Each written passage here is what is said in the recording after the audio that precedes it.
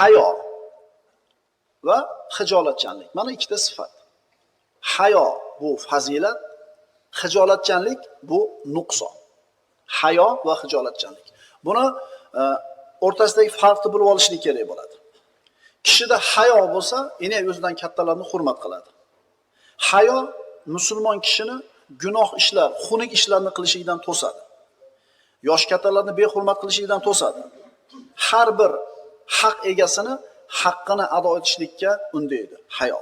Shuning uchun payg'ambarimiz sollallohu alayhi vasallam aytganlar, muttafaqun alayhi bo'lgan hadis, annal haya xoyrun kulluhu.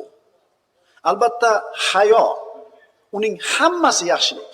Bir insonda hayo bormi, demak hamma yaxshilik bor. Hijolatchanlik nima? Hijolatchanlik insondagi nuqson hisoblanadi. Haqiqatni gapirishdan hijolat bo'ladi.